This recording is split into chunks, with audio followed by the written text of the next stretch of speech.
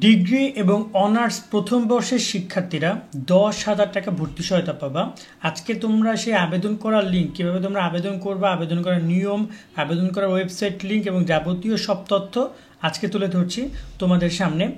মূলত শিক্ষা মন্ত্রণালয় এবং প্রধানমন্ত্রী শিক্ষা সহায়তা ট্রাস্ট উভয়ই তারা নোটিশ প্রকাশ করেছে যে তোমাদের মাঝে তারা এই ভর্তি সহায়তা প্রদান করবে, যেখানে আবেদন করলে শিক্ষার্থীদেরকে যাচাই বাছাই করে যোগ্য শিক্ষার্থীদেরকে টাকাটা প্রদান করবে। তো এখানে দেখতে পাচ্ছ লেখা আছে স্নাতক পাস, তোমাদেরকে বোঝানো হয় স্নাতক পাস বলতে ডিগ্রি শিক্ষার্থীদেরকে বোঝানো হয় যারা ডিগ্রিতে রয়েছে, এবং অনার্স আপনার প্রয়োজনীয় সকল পণ্য পেয়ে যাচ্ছেন শিক্ষা বাজারের ফেসবুক পেজ এবং তাদের ওয়েবসাইটে। Calculator, table lamp, smart watch, বিভিন্ন প্রকার এয়ারপোর্টস, ফ্যান, অ্যালার্ম, ঘড়ি থেকে শুরু করে বিভিন্ন কিছু পেয়ে যাচ্ছেন তাদের কাছে। তাই এখনই অর্ডার করুন তাদের ফেসবুক পেজ এবং ওয়েবসাইট থেকে। যারা নর্মালভাবে স্নাতক অনার্স করছো তাদেরকে বোঝানো হয়েছে। এবং 23-24 শিক্ষাবর্ষ, অনেকেই মনে করতে পারো যে বর্তমানে যারা এইচএসসি 2024 দিয়েছে তোমাদেরকে টাকাটা দিবে, সেক্ষেত্রে দেখো এটা সম্পূর্ণ মিথ্যা তথ্য। তোমাদেরকে কোনো টাকা দিচ্ছে না। এটা হচ্ছে যারা গত বছর অর্থাৎ এইচএসসি 2023 ব্যাচের শিক্ষার্থীদেরকে এই টাকাটা দেওয়া হচ্ছে 23-24 শিক্ষাবর্ষ। আবারও বলছি, তোমরা ভর্তি হবা এবং তোমাদের 24-25 শিক্ষাবর্ষ। সো তোমাদের ভর্তিতে আরও প্রায় 3-4 মাস 5 মাস লেগে যাবে। তোমাদের তো এখন টাকা দিবে না, ভর্তি হওয়ার পরে তোমরা ভর্তি টাকাটা পাবা। আর যারা গত বছর ভর্তি হয়েছে তারা এখন টাকা পাবা। এবং কিভাবে আবেদন করবা যাবতীয় সকল তথ্য আমরা তুলে ধরছি। ভর্তি সহায়তা ব্যাপারটি নিয়ে আমাদের কিন্তু ওয়েবসাইটে পোস্ট করা আছে, আমি ডিসক্রিপশন লিঙ্ক দিয়ে রাখবো, সেখানে তোমরা সব বিষয়গুলো জানতে পারবে। আমি একটু সেখান থেকে বলে দিই। এখানে তোমাদের বিশাল একটা বিজ্ঞপ্তি, অনেক তথ্য রয়েছে। তো এত তথ্য আমি একটু পড়তে যাচ্ছিলাম না, আমি গুরুত্বপূর্ণ পয়েন্টগুলো বলি। ভর্তি সহায়তা পাবা 27 ফেব্রুয়ারি পর্যন্ত তোমাদের আবেদন চলমান থাকবে ভর্তি সহায়তার জন্য। আর তোমরা এখানে গুরুত্ব পাবা প্রতিবন্ধী শিক্ষার্থী, এতিম শিক্ষার্থী, ভূমিহীন শিক্ষার্থী, নদী ভাঙনে যারা রয়েছে, যারা দুস্থ, যারা গরিব, মেধাবী শিক্ষার্থীকে গুরুত্ব দেওয়া হবে। আর ভর্তি সহায়তা পাওয়ার ক্ষেত্রে অবশ্যই বলা হয়েছে যারা স্নাতক পর্যায়ের শিক্ষার্থী এবং 23-24 শিক্ষাবর্ষ। আর এবার আসি আবেদন করতে কী কী তথ্য লাগবে। আবেদন করতে তেমন কিছুই লাগবে না, সবই তোমার কাছে আছে।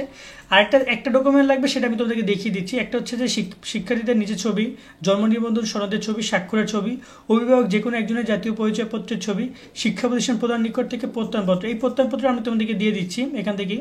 আর শিক্ষা সম্পর্কিত তথ্য, পারিবারিক তথ্য, ব্যক্তিগত তথ্য, শিক্ষা প্রতিষ্ঠানের সকল তথ্য, নগদ একটা মোবাইল নাম্বার, কারণ এই টাকাটা তোমাকে নগদ মোবাইল নাম্বারের মাধ্যমে দিবে।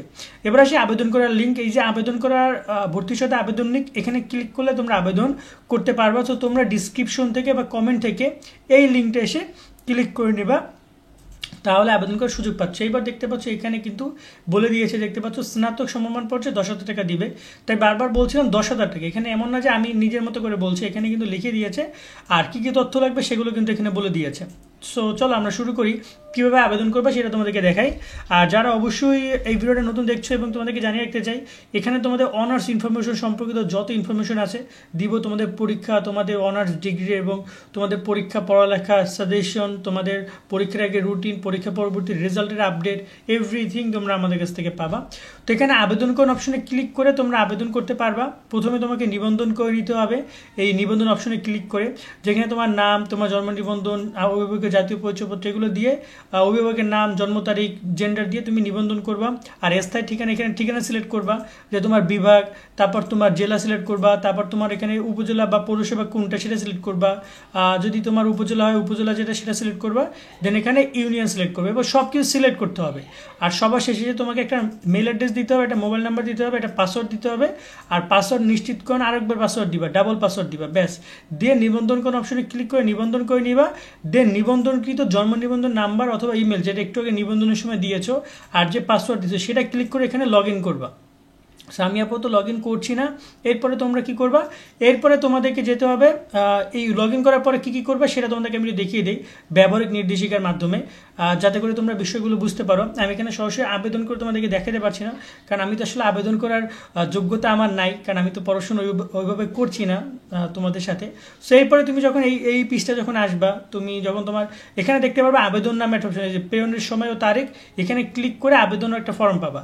এই ফর্মের পরে তোমাকে যেটা করতে হবে তোমার এখানে নিজের ছবি, অভিভাবকের তোমার স্বাক্ষরের একটা ছবি, একটা সাদা কাগজে একটা স্বাক্ষর লিখে তার একটা ছবি তুলবা, আর অভিভাবকের তোমার জন্ম নিবন্ধনের একটা ফুল একটা ছবি, আর অভিভাবকের জাতীয় পরিচয়পত্রের একটা ছবি, এগুলো তুলে তুমি এখানে আপলোড করে দিবে। এই যে দেখতে পাচ্ছ প্রয়োজনীয় ছবি বা স্ক্যান কপি, স্ক্যানও করতে পারো বা চাইলে তুমি নিজে নিজে করলে ছবি আপলোড দিয়ে দিবা, আপলোড দিয়ে সংরক্ষণ করবা।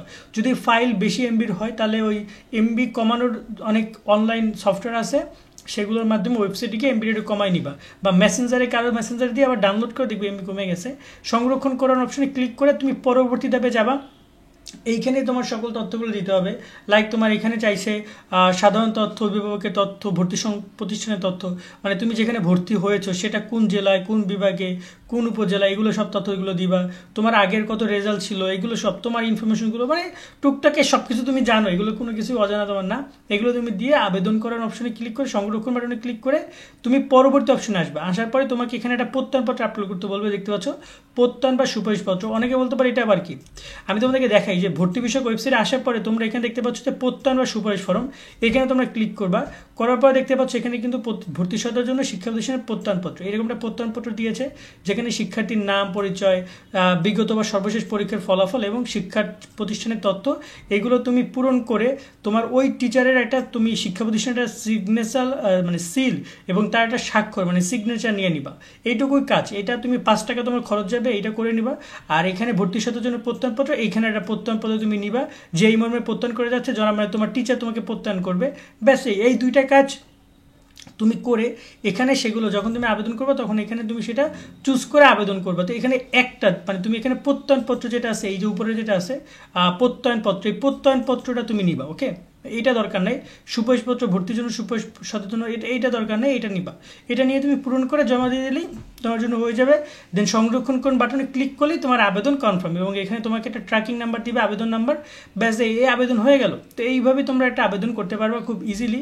আর এখানে টাকাটা কবে পাবে এ ব্যাপারে যদি আমরা এখানে দেখতে চাই যে এখানে টাকা তারা কবে দেবে, এখানে তারা বলে দিয়েছে আবেদন দাখিলের সর্বশেষ 30 কর্মদিবসের মধ্যে অর্থ পূরণ করা হবে। মানে বুঝো তুমি, আবেদন করার 30 কর্মদিবস, মানে যদি বলি সব মিলিয়ে হয়তো বা মানে 1.5 মাসের মতো লাগবে, কারণ 30 দিন কর্মদিবস শুক্র শনিবার বাদে তারা কথা বলছে।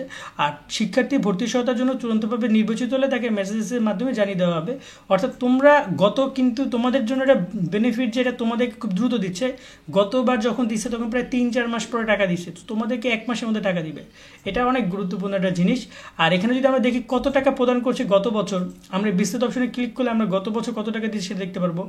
গত বছর 2023-24 শিক্ষাবর্ষে অলরেডি তারা এখানে প্রায় 3,69,45,000 টাকা প্রদান করেছে অলরেডি, তোমরা দেখতে পাচ্ছ 3,69,00,000 টাকা প্রদান করেছে। গত 22-23-এ তারা প্রদান করেছে 2,49,00,000 টাকা প্রদান করেছে, 49,57,000।